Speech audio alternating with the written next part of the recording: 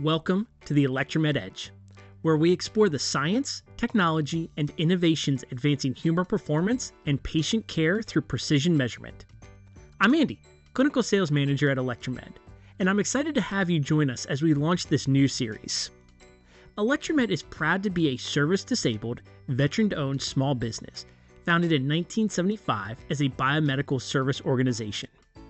Nearly 5 decades later, our mission remains the same: to deliver not only cutting-edge equipment and supplies, but also the support of the sale, meaning we're here for our customers long after installation and training. Today, Electra-Med provides full-service solutions across neurology, cardiology, physical medicine and rehabilitation, sleep diagnostics, respiratory care, and U.S. government contracts, serving clinicians, researchers, academics, and performance professionals nationwide. Through Electra-Med Edge, we'll bring you conversations with experts, insights into emerging technologies, and real-world applications from across these fields, all aimed at advancing human performance and clinical precision. Let's get started. All right, welcome to the Electra-Med Edge. Today we are joined by Dr. Zacharias Papadakis, Associate Professor of Exercise Physiology and Wellness at Barry University. He teaches undergraduate and graduate courses in exercise and clinical exercise physiology, as well as graduate level statistics. His research focuses on network physiology of exercise, lifestyle medicine, and physical activity with expertise spanning wearable and digital health technologies, AI-driven analytics, and applied statistics. Dr. Papadakis, welcome. Thank you for joining us today. Thanks for having me. Oh, you're very welcome. So for our listeners here to the Edge, could you just give a little bit of background and describe your role at Barry University and the programs you support? Yes, so I came in Barry in 2018 in an effort to revive the research footprint of the university, because most of the time when it comes to research, it's like faculty driven. So we had like good professors that they retired or they changed universities. So then we started losing students from the laboratory. So one of the key elements that this administration would have is, again, to, let's say, revive that glory that Barry had by going to, conferences and present abstracts by doing research in our laboratory. So I saw that opportunity. So I came from Rice University in 2018. And actually, in my very first semester, we sent 9 students to Texas ACSM to present some posters, just by doing a quick 2 things. One, change the curriculum and the syllabi, so they incorporate research activities inside the lecture classes. And I was also fortunate enough to have the setup of my class to be in the laboratory. So when we were covering the basic exercise phys concepts, and I noticed that the students somehow struggling to get the idea from the theory, from the whiteboard, I was able to go back at the room and where we have all the systems and say, okay, now sit on the treadmill, sit on the bike, do that, do this, and then to actually experience the things that we're actually discussing in the lecture to get a better understanding. So by having this type of setup in the laboratory classroom, by having assignments incorporated with research, I was able again to revive everything and get like students back in the lab to be like a vibrant laboratory with students coming over there, even to socialize. Mm-hmm. And this is something that the administration really welcome, because universities spend time to get good equipment and then we don't use them. So that's like total waste of time and money for everybody. For me to do my research, to get the best out of everything, to negotiate with the distributors to get me a good price and then get over here. And if not, use it, okay, with publication, then does it help me with promotion? Doesn't help anybody. Gotcha. Absolutely. Absolutely. So one thing I'd really like to talk about too, because I'm very interested in your applied physiology and testing approach, especially as you just mentioned, bringing it into your curriculum and syllabi. So maybe you could help explain a little bit more about how do you take applied physiology or theory and then put it into application for students and to help drive your new institutional mission?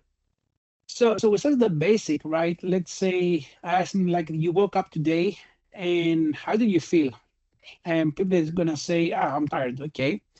So what did you have last night? Oh, I didn't eat anything. Okay, so let's say we cover this particular chapter by energetics, how the carbohydrates, protein, everything somehow provide you the energy to do the stuff the next day. So by having these kind of concepts and asking these questions, I'm able to get them to the concept that everything we do in real life, okay, has a cause and effect, has a correlation, okay?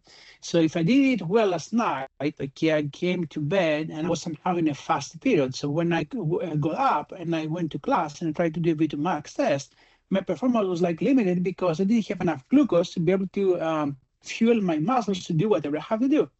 So that stuff, okay, it's about given the context, okay, the real life example that's applied, and then take it to the actual, let's say, tools that we can use to answer the research question. Because I tell them, okay, have you ever felt that you cannot perform well in academics? Oh, yes. Why? Because did you sleep well last night? Oh, no.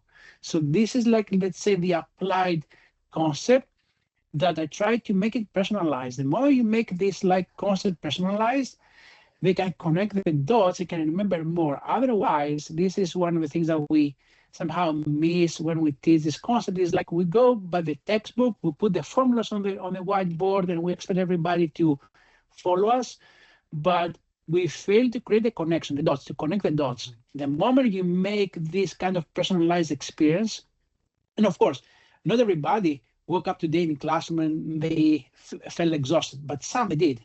But other days they did. So they can actually relate to this example, okay, see the problem. And then from this kind of, let's say, classes, I handpick people that they express interest to go to the next step, that they come into my office and they say, well, professor, in the classroom, we discussed this, right? I'm wondering why is this happening? And then I use the information, okay, now you join my lab team. Let's go to the lab. Let's do a tiny pilot study. So you learn how to use the equipment, and then let's see if we can answer the research question that you have. So I connect this in, I would say, in a masterful way. So the students, they don't see that everything in real life can be researched. And in order to do this, you have to use, the proper equipment, the proper, let's say, statistical approaches, scientific approaches, methodologies to be ethical and all of that stuff. So it's a whole complete approach that I utilize over here to get people to do the applied research. Absolutely. So yeah, again, as I mentioned, so my background being exercise physiology as well, it's always great to see and learn about how certain equipment is advancing the science, right? So maybe how do you utilize, as you mentioned, you have a great experience in gold standard and testing and equipment such as, your Excalibur Sport. But how do you think that helps to expand the teaching scope that you provide to the students, again, more in that applied way? So we discuss always about accuracy, validity, reliability, right? And I tell them that sometimes when you may have the best question, the best research question, but if you're a tool and you're trying to assess that question is not like the appropriate one, then your results, they're not going to be the best. Okay, they're going to be limited just because you didn't use a proper test. And always we go with the best test the best tool to use this and XYZ is this bike, this treadmill, this whatever. Because it's validated and it's reliable, and because everybody in the industry is using that. And then, of course, you can be like the new kid in the block and you have the new bike, the new treadmill, right? And then we have to do a validity study and reliability study to compare your responses based on, the gold standards. And also bring this example, the easiest thing, like, body weight scales, that you can go and get one of the highest top level accurate scales that can get your body fat percentage. Okay, very, very accurate, pretty much close to the DEXA scan. Or you can go to Walmart and get one like body weight scale so you can step up. You're going to get a number every time you step on one of the other scale, but the accuracy for one scale does I don't know, $300 from Walmart, and the other, like, let's say, high sophisticated machine that gives you like the nitty-gritty details of your body composition is like $20,000 is day and night. So this is what I try to show them, that you can use anything, okay?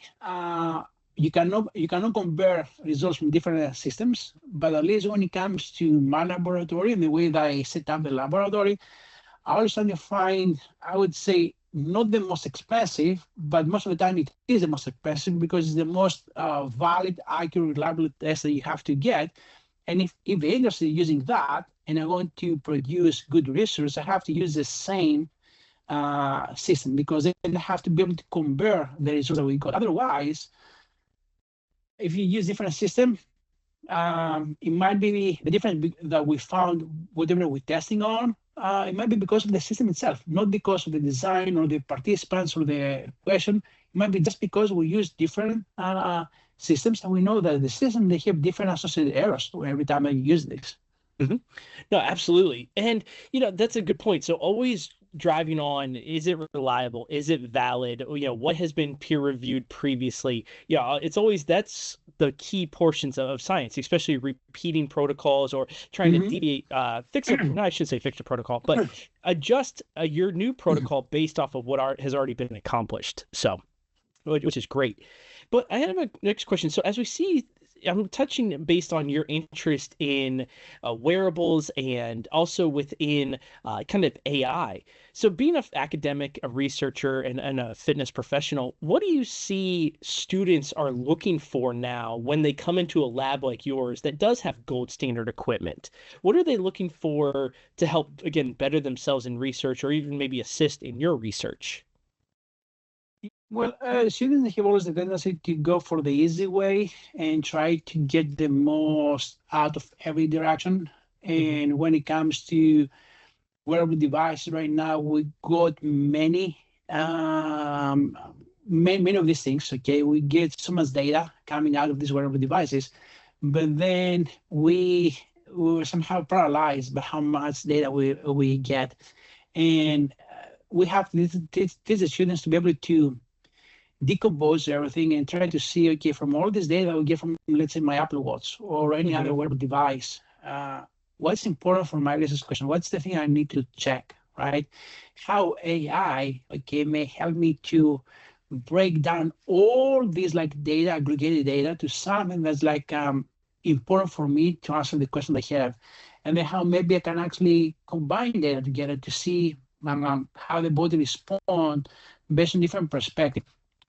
So this is the role that we have, the role that we have over here, and I guess everybody does the same thing. I don't do something like in excess, is that we somehow equip the laboratories with the best of the system we can get, and then we use the best current practices to deliver the message.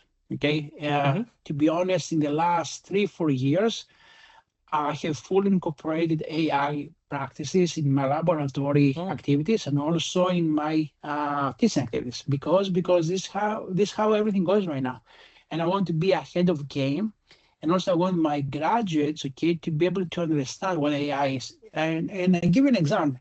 Even right now, I've been using this for 4 years probably.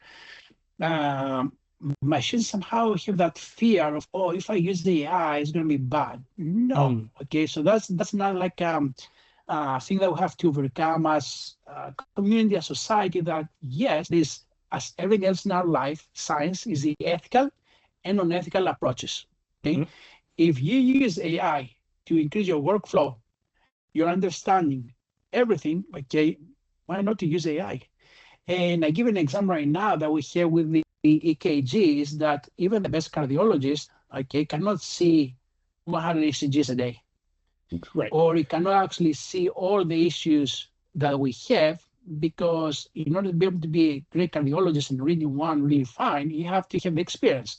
But what about the new doctors that are just graduated, that have limited experience? Okay, the AI is going to tell me, let's say, to filter and teach them somehow how to have the best evaluation. And of course, I'm not going to let AI to decide what's going on.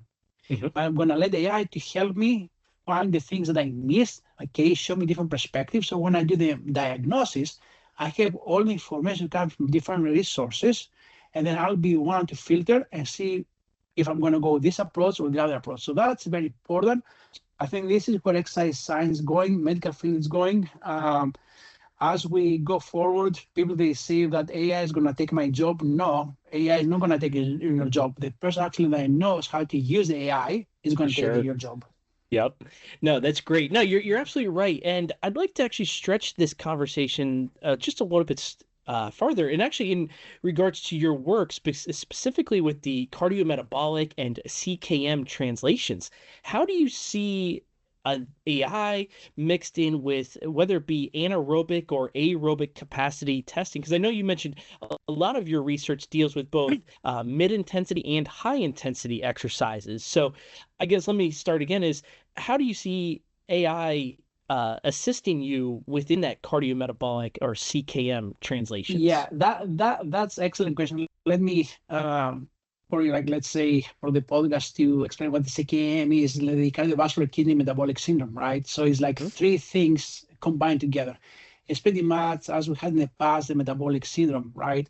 So in this case, you have three diseases that they may overlap, they may be interact with each other, right? Or may be influenced by other things in your life. So normal like human brain, okay, the best, let's say, research, the best like bright mind can actually see a portion of whatever we can actually understand how these systems, organs interact, communicate at a vertical and a horizontal level. But if we have an AI, right, and we apply the network physiology of exercise aspect, we can see these things as nodes. Let's say I have one node that's the cardiovascular system, one node that's metabolic system, one node that's the kidney, okay, one node that's going to be, let's say, the musculoskeletal system, right? And then we have the edges that they connect these nodes, and you can see how they interact, communicate, system to system, organ to organ in a vertical and in a horizontal way. All that stuff, okay, I don't think that any, like, even the brightest person can actually see all these connections and try to also to interpret all these connections. And I'll give you an example, right? So recently, I applied this network physiology approach to reanalyze some data that I had back in the past when I had a population doing exercise after having only a couple hours of sleep, so they were under lack of sleep, and after having also a very fat, unhealthy breakfast. Okay. So in that case, I was measuring, vascular endothelial function. I was measuring like lipids, and I was trying to see what's going to be the effect of exercise in this case. And by analyzing this with the traditional way of exercise physiology, by doing the regular statistics, outside the network physiology approach, I found that the exercise was kind of protected. It was like fantastic. Everybody was clapping. We found again the same thing. We support exercise medicine, perfect. When we analyze the data in a different way, by actually applying these edge nodes and have like these nodes about the sleep, not about exercise, not about the food, we found that not exercise is a kind of protective, it was the sleep. So that, okay, that gave a different perspective. So also that gives a different perspective when we prescribe exercise, when we actually go to the physicians and say, okay, what should I do? The approach should be, again, part of the lifestyle medicine that you have to check about, stress, okay, sleep, diet, exercise, all that stuff, okay, they're not working in isolation, okay? They may work together synergistically, they may work in the opposite ways, antagonistic, okay? So all that stuff can be actually somehow discussed by the network physiology of exercise. And then I used the same idea in another project that we did, and actually we did that in collaboration with the university in Greece. And we had the elite soccer players that play the national Greek team. Okay. And we measured the cardiac index based on ultrasound, and we tried to see how that, okay, changes depending on the training that they do. And soccer is a sport that has both aerobic and anaerobic components. And we found that there's somehow difference based on how people they train, okay, and how enlarged the myocardium becomes. We analyzed this, okay, with the traditional way. We found that this, again, is different. So meaning that if someone does a lot of cardio, it's going to enlarge the myocardium. If it does a lot of anaerobic, it's going to have less enlargement. That's perfectly fine. That supports whatever we know right now through the combined training. And then we reanalyze the data, and actually this is just accepted for application, the network physiology of exercise in the frontiers. we did the same with the analysis with the network physiology approach, and we found that even if we analyze with the nodes and everything else, the outcome is the same. So now we have two concepts. One, that the new CKM network approach show different aspects, different outcomes. So then we have like more work to do this and understand what's happening. The other one actually validated the outcome. Yes, we know because we examined both things and different statistical approaches, different perspectives, and they both show the same exact thing. So that's another thing that we can use, okay, to reinvent somehow the way that we approach things. And I think this as a concept is brand new. Very few in the United States they do that. It's most commonly used in Spain and Italy, that they have all these like professors that cover this network. Here somehow, 5 or 6 professors actually in the United States, they try to do stuff with a network approach to examine the signals, biosignals, and see how all these signals, they communicate, coordinate based on one aspect. Gotcha. So if I may ask then, so when you talk about the network, I find this all interesting and very fascinating. Do you happen also take a look in global proteomics at all, within blood markers and how the cytokines and everything are? You can do everything. I mean, whatever you want. Some people they use like the CAP, and they measure like the electrical signals from the brain. And they use brain signals, they use cardiac signals, they use, let's say, muscle signals. And then also they put this based on the blood markers, whatever like markers you can have, and then they see how everything changes, how everything is coordinated. So when we go back and we discuss the, let's say, the concept of fatigue, right? The basic concept of Tim Noakes that said that the brain regulates everything. And then we had the other that said, okay, maybe it's the brain, but also might be the peripheral fatigue. Then who's come first, the chicken or the egg, pretty much, right? Yep. So if you do everything right now, you can see who gives the signals, who coordinates, who is like the system first fail, which system maybe compensate for the failure of that system, and all that's happening by having this type of approach. Of course, when you go to try to explain everything by having this networking part, is become very difficult, because even for us to understand, I mean, more than 4 organs and 4 interactions becomes very complicated to understand, right? So right now, the majority of people, they do a cardiorespiratory system with the muscles or with the brain. So they alternate this particular answer, see brain function with the heart and the respiratory system and the muscles. Okay, no, that's great. Like I said, this is always the way science is moving forwards, right? It's being challenged and it's being investigated deeper and deeper, depending on which methodology is being used. So I personally always find this very exciting. So I guess as we take this into the next part is, where do you think some of the biggest gaps or maybe even unanswered questions in exercise physiology or in the performance injury prevention and human performance realm that you're in, where do you see that those gaps may be today? Well, I think it's pretty much is the same concept of all of these years.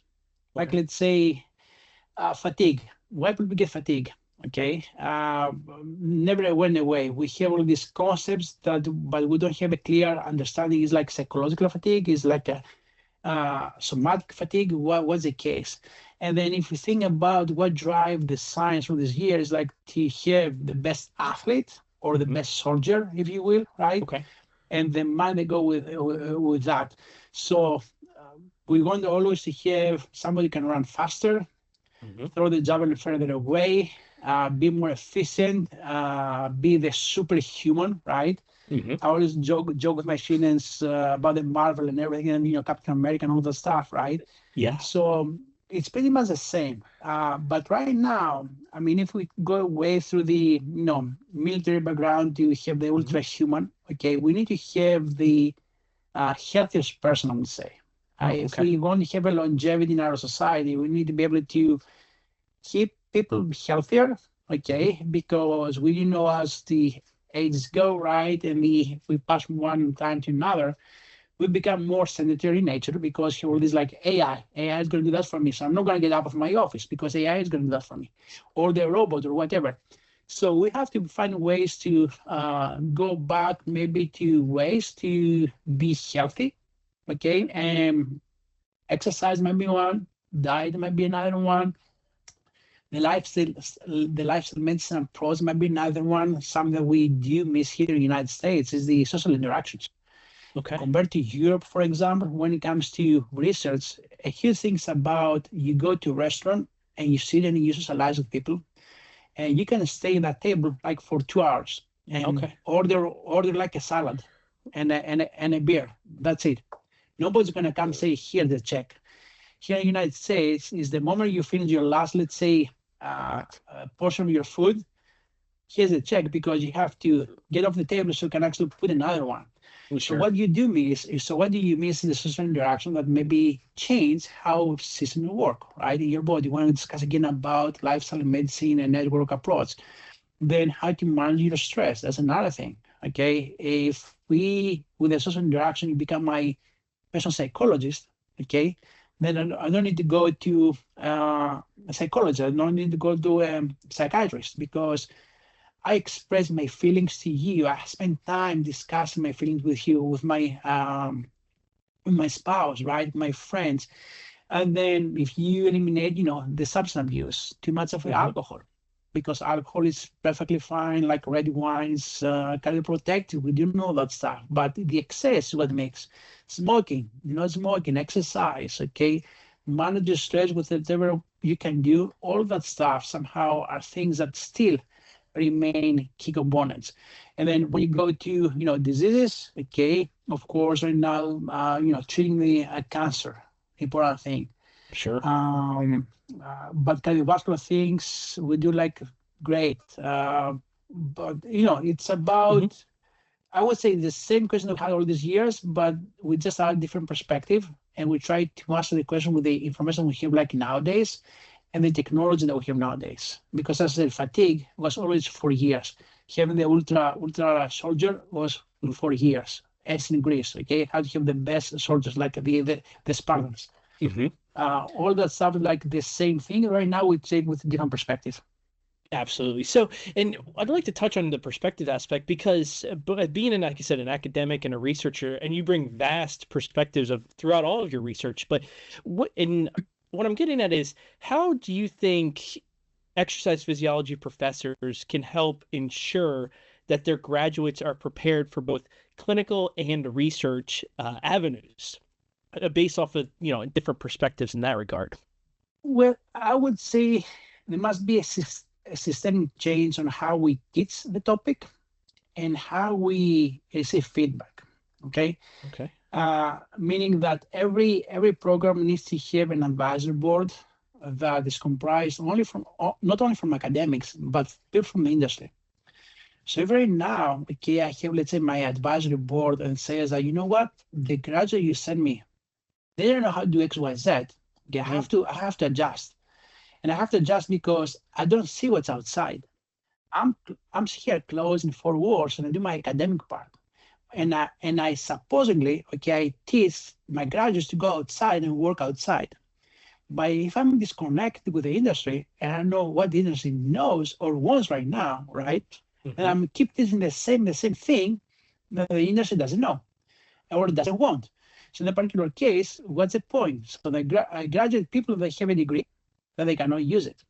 So the most important thing is for us to have, let's say, good contact with the industry, receive the feedback, and then be open to change. Another thing that we as academics they have is like, we're afraid of the change. We're afraid like to change how we did this stuff. Okay, that's fine. We did that stuff in the past. It worked perfectly fine. Things change right now. We have to be able to adjust, because if we don't adjust, at the end of the day, my students are going to go to another university that they have professors that actually did the adjustment. They follow the trend. So if right now you follow, let's say, the trend about exercise science, okay, from the ACSM, I think one of the trends is, again, is top on the list, like, let's say, wearables, okay, AI, heat training remains, again, top of the list. So if I don't teach those elements over here, okay, I do disservice to my students. And I do disservice to my students because I don't follow the trend. I don't follow the literature. I don't follow the market. And I'm stuck in the past. So people are like myself, they have to, go to conferences, see what's out there, socialize, ask questions, and then also admit that we don't know everything. I mean, I made so many mistakes. Pretty much over here, I said like so many things that maybe not accurate, right? But I'm willing to go and learn. I'm willing to make mistakes, and by making mistakes, then you know that you're not like perfect. You're gonna go forward. You're gonna actually make better stuff next time. They're actually doing whatever. Same thing that I'm telling my students. Okay, don't be afraid to make mistakes, because making mistakes, learn. You learn through the process, and you repeat and you learn. You repeat and you learn. That's right. No, I share that sentiment exactly. So thank you for highlighting that part. So as we kind of start to land this conversation and bring it to a close, is there anything that has you very excited about maybe some of your upcoming research, or maybe something that you believe the trends you're seeing that labs will need to have over the next 5 to 10 years? So one of the things that's somehow really exciting for me is, again, the trend that many universities try to integrate the AI in the teaching practices, and also how to use these for laboratory activities. And I think this is something that, if we want to be ahead of game, universities, they have to train the professors how to accept AI, right? And understand that AI is not, let's say, the panacea of everything. It's not going to solve all our problems. It's going to help us, okay, go better in some directions. And again, as anything else, it's about the ethical aspect, because that's a very important thing. I mean, I don't mind, let's say, having a student using AI to write an assignment, okay, as long as you use the AI to guide him or her, okay, to understand the concepts and then polish the writing. Because writing an assignment, especially for people that don't have, let's say, English as a first language, okay, or even if they do have English as a first language, the writing, scientific writing, is a skill. And many universities don't have courses that we teach our students how to write, scientifically speaking. So if I use AI to help them with the writing, why not? Because by doing it again and again and again, eventually the student will learn to recognize what the good writing is. And then again, if they use AI for everything, then they're not going to learn. But at least they're going to be able to recognize how my bad writing converts to good writing. And then if they want to spend the time to learn, they will learn. Sure. Well, you said it best. I think early in their conversation when you said that AI is not going to necessarily take jobs or take away student engagement. It's those that are going to be able to utilize it to the fullest effect that's going to make it best for them. So. Yeah, and if you see right now, many jobs are actually in the market. If you go on LinkedIn, many jobs somehow relate to data science.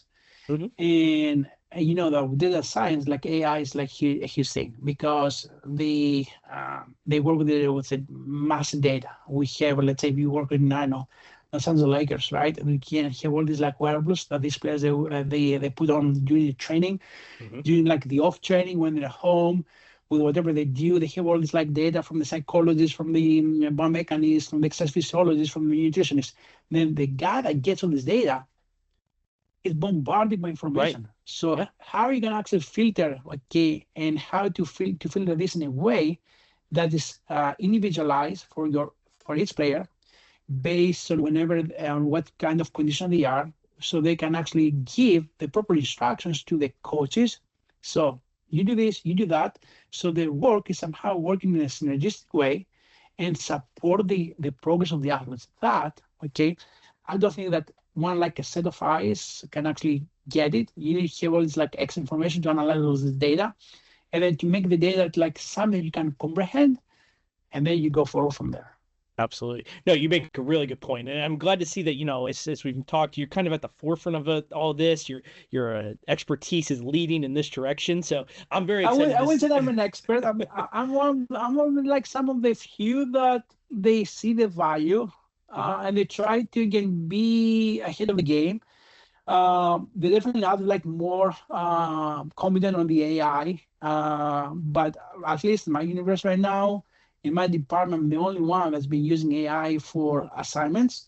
Okay. And also using AI for my laboratory activities, and have the AI as GA, for example. Okay. to ask questions 24/7. So I have used, let's say, case study. So my assignment is about, oh, this is a case study.